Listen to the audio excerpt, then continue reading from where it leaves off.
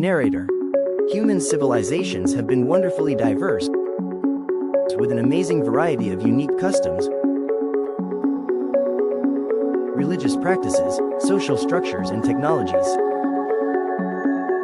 These differences are fascinating, but big history teaches us to look at the past differently, to seek out commonalities and identify patterns that unite seemingly unrelated phenomena. Often this produces insights that are even more interesting. The need to expand. And one of the most important patterns we see among agricultural civilizations is the need to expand. Many agrarian civilizations grew to control a lot of territory. The Roman Empire at its peak controlled around 2.5 million square miles. The Persians more than 3 million square miles. And the Mongols a whopping 10 million square miles, with an empire stretching across Asia. Though these empires existed in different places and at different times, they shared a strong drive to expand geographically. And when they could no longer grow, their territory shrank, and eventually their civilizations collapsed. So why was geographic expansion so essential to their survival? Maintaining a state was expensive. Increasing the large populations required more infrastructure, more resources, as well as bigger governments and militaries. Ambitious monumental architecture like the pyramid added even more expense because land productivity had its limits and leaders could face rebellion if they tried to squeeze subjects too much with heavy taxation. There were limits to how much states could grow using internal resources. Thus, growth necessitated taking what others had produced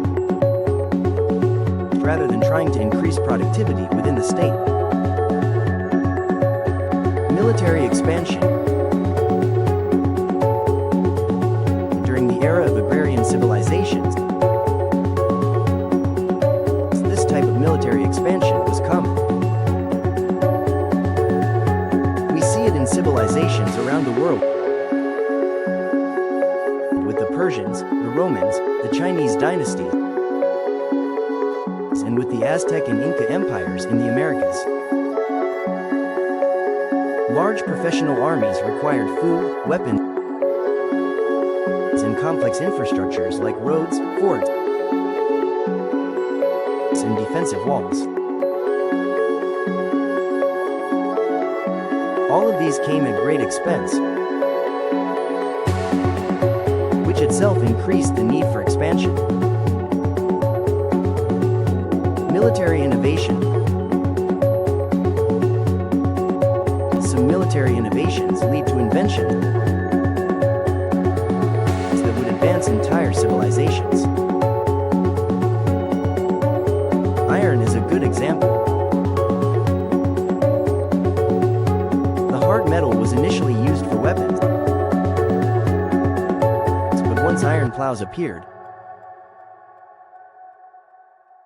crop yields increased, and so did populations. Roads, initially designed to move armies, became important trade routes, and building techniques were refined after the construction of so many walls, forts, and watchtowers. Throughout this era, borders were constantly contested, But there was another side to the interactions that took place. Outposts and border regions often became centers for commercial and technological innovation. This was because different cultural groups connected and many non-military exchanges occurred, intensifying collective learning.